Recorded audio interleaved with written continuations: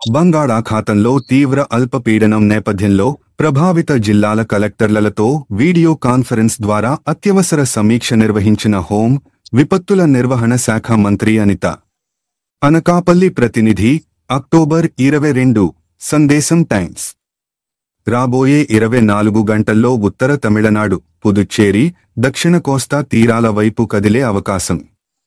తీవ్ర అల్పపీడన ప్రభావంతో ఈ రోజు రాత్రి బాపట్ల, నెల్లూరు, ప్రకాశం, రాయలసీమలో కొన్ని చోట్ల అతి భారీ వర్షాలు. రేపు ప్రకాశం, నెల్లూరు, చిత్తూరు, తిరుపతి జిల్లాల్లో అక్కడక్కడ భారీ వర్షాలు కురిసే అవకాశం ఉన్నందున తగు చర్యలు చేపట్టాలని జిల్లా కలెక్టర్లతో హోం విపత్తుల శాఖ మంత్రి అనిత ప్రత్యేకంగా వీడియో కాన్ఫరెన్స్ నిర్వహించారు. ఈ సందర్భంగా మంత్రి అనిత మాట్లాడుతూ, రానున్న 5 రోజులు విస్తృతంగా పిడుగులతో కూడిన వర్షాలు, 35–55 కిమీ వేగంతో బలమైన ఈదురుగాలులు వీచే అవకాశం ఉందని, శనివారం వరకు మత్స్యకారులు వేటకు వెళ్లరాదని అన్నారు. ఎటువంటి పరిస్థితులనైనా ఎదుర్కొనేందుకు కలెక్టర్లు, ఎస్పీలు, ప్రభుత్వ యంత్రాంగం సిద్ధంగా ఉండాలి. ఇవాళ, రేపు అత్యంత కీలకం.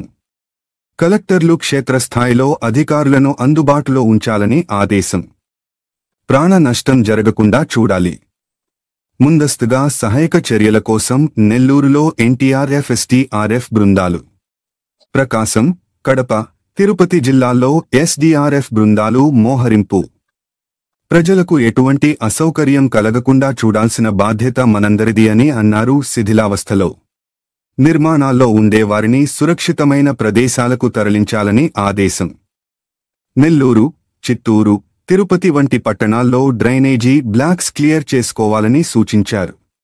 జిల్లాల్లో కంట్రోల్ రూమ్లను 24/7 ఆపరేట్ చేయాలి.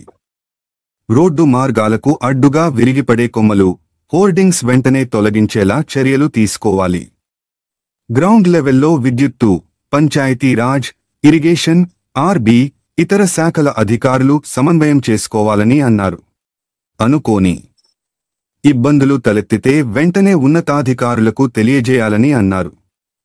తుఫాను తీవ్రత దృష్ట్యా ప్రజలు అప్రమత్తంగా ఉండాలని అధికారులు తగిన ప్రచారం చేయాలని సూచించారు. వీడియో కాన్ఫరెన్స్లో విపత్తుల శాఖ special CS G Jayalakshmi, managing director Prakhar Jain, ప్రభుత్వ శాఖల అధికారులు తదితరులు పాల్గొన్నారు.